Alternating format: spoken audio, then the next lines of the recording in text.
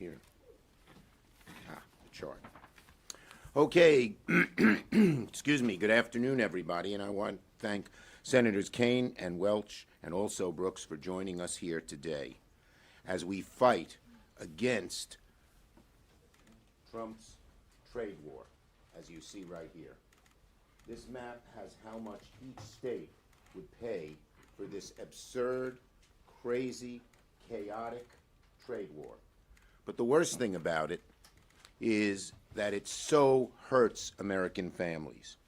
It is estimated that the average American family will pay more than $5,000 out of their pocket to pay for these tariffs. These tariffs will cost them $5,000 as the prices of everything goes up, whether it's groceries or cars or wood or you name it, across the board. Why would Trump do this? Why would Trump do this? One reason. He wants to take the money that he gains from tariffs to give tax cuts to billionaires. And when told that American families would pay a whole lot more out of their pockets, you know what he said? I don't care. What kind of bubble is this man and his billionaire cohorts in that they don't understand that when the average American family is told that you're going to have to pay $5,000 more for the things you buy, that it pains them so? Well, can't buy that new car. Can't take that vacation we've been planning for a whole year with the kids. Can't go visit grandma. Got to cut back on even the medicines I buy. What kind of bubble do they live in? So we have documented in this chart how much each state would pay from Trump's trade war. And it's devastating. I just talked to over 50 people in my state of New York. We're right on the Canadian border. Buffalo thinks they could go into a real recession if these tariffs came about. Plattsburgh, 20% of their businesses are Canadian-owned. What are they going to do? And there are tens of thousands of job losses in every part of New York State because there are tariffs. They are a tax on families. They don't like taxes?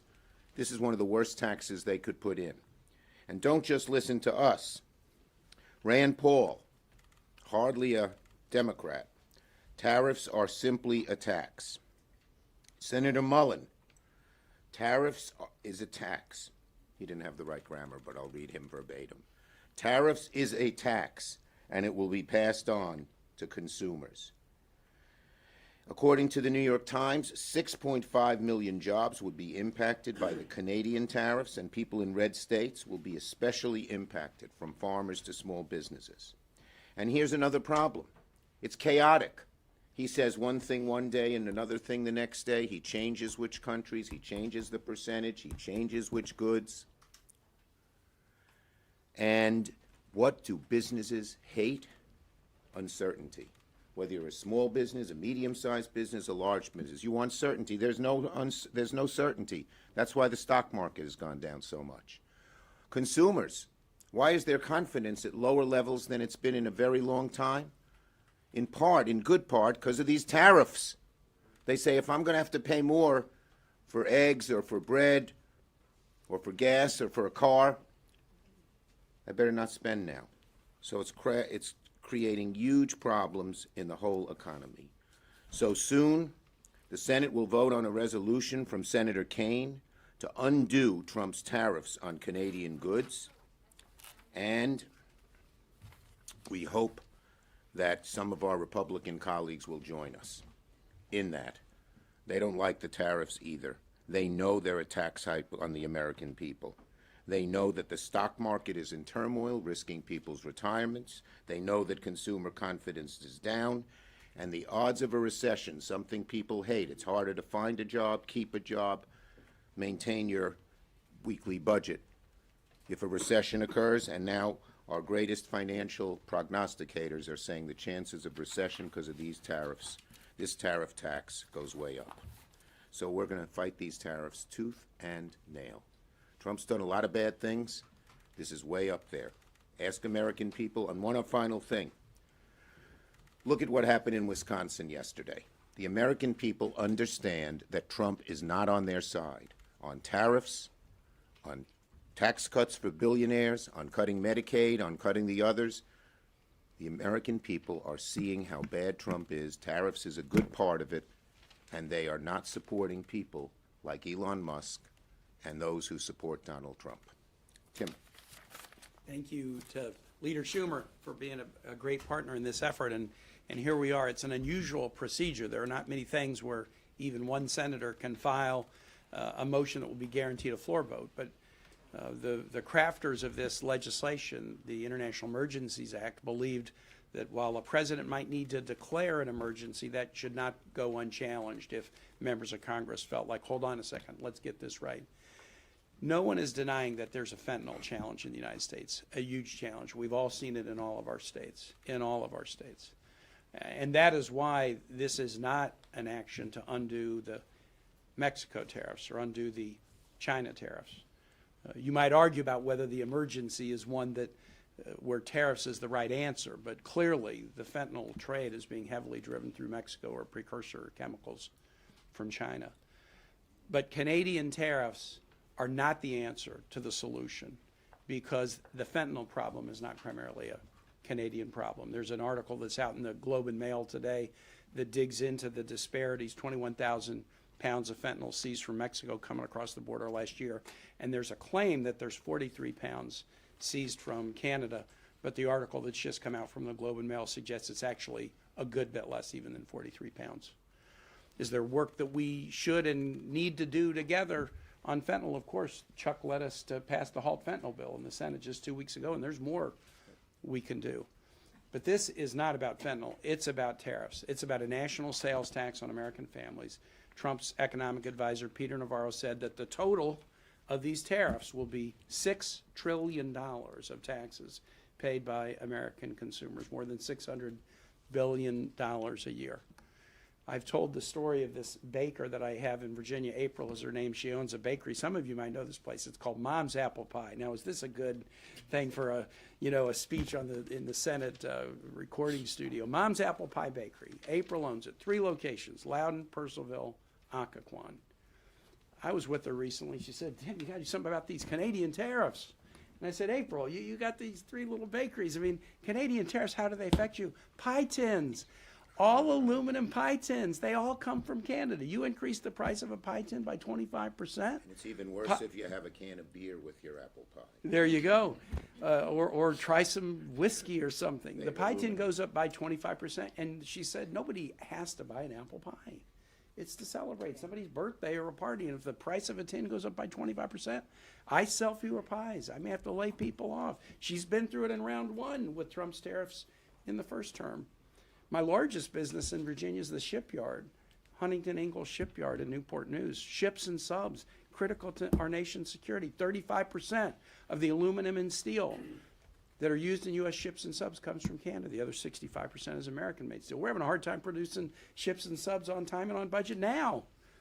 These tariffs kick in, it's going to get much worse. I'm very, very proud that this is a bipartisan bill. Rand Paul is an original co-sponsor of the bill. He's going to take the floor at 3 o'clock today for a half hour to talk about this. But I'm also proud with the number of stakeholders that have signed on. This morning, the U.S. Chamber of Commerce signed on to support SJ Res 37, the AFL-CIO, the sheet metal workers, the steel workers, the U.S. Conference of Mayors, the National Taxpayers Union. Mike Pence started a think tank after he stopped being vice president. I think it's called American Freedom Alliance. They came out yesterday. Vice President Pence's think tank came out to support SJ Res 37. We have support left, right, and center because people don't want Americans to have to struggle to pay more for groceries, pay more for building supplies, pay more for apple pie, for God's sake. I'm really happy to be joined by Senators Alsobrick and Senator Welch, and I think Senator Welch might be up next. He is. Yeah, thank you very much. Nobody supports tariffs economically. Economists have looked at this, and they don't work, and they do a lot of hurt. So what we have with the Trump policy here is essentially a faith-based economic plan. There's no evidence that it works.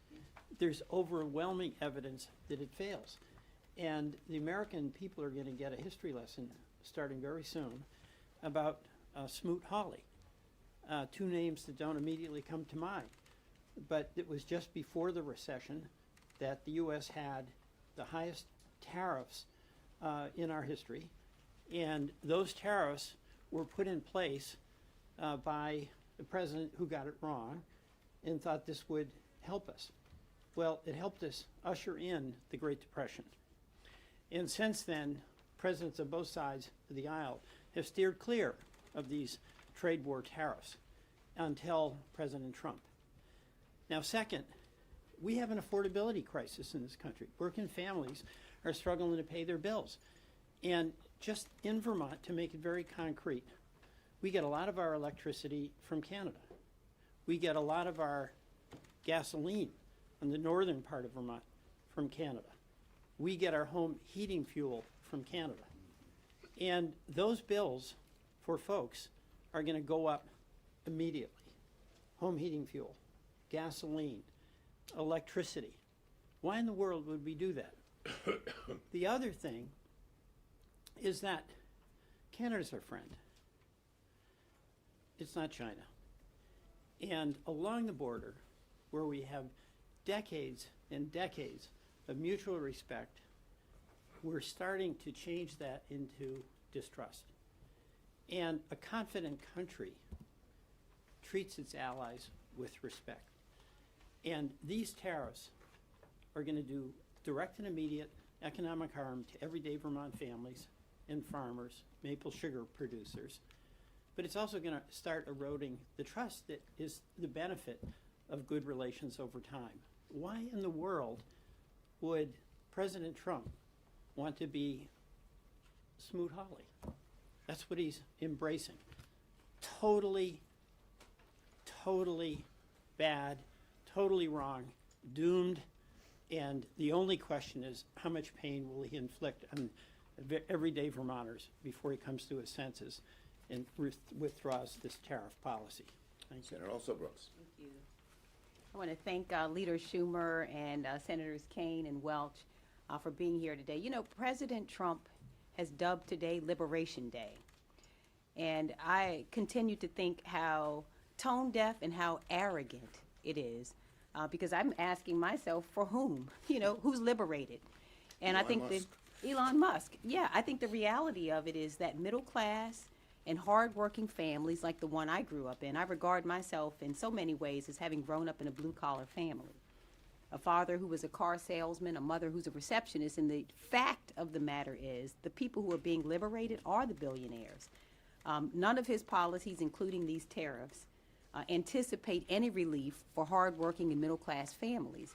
And so those who will be liberated are not us. And furthermore, he went on to say very arrogantly, you know, there's going to be a little pain, some minor pain and disruption, but the people that I represent don't regard increasing cost of groceries, increasing cost of owning a home, increasing cost of owning an automobile as a minor disruption. But it is a minor disruption to billionaires who can certainly not only afford the increasing cost of goods, but who will also enjoy a tax cut on the back end of this. We know that the taxes that we're looking at, the tax cuts will net, we believe, Elon Musk about $50 million in tax cuts over a 10-year period.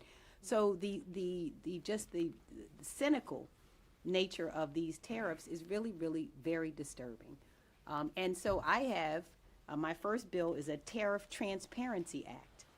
That has been filed. I'm going to go to the floor today and ask for a unanimous consent on. And if it is in fact the case that these tariffs are a minor disruption and this is Liberation Day, we're simply asking this administration and my colleagues on the other side of the aisle to prove it, to be transparent with the American people, to tell us the cost of these tariffs. And I can tell you, I've met in my state with people from every corner of the state. Just a couple of weeks ago, had the opportunity to sit down with farmers.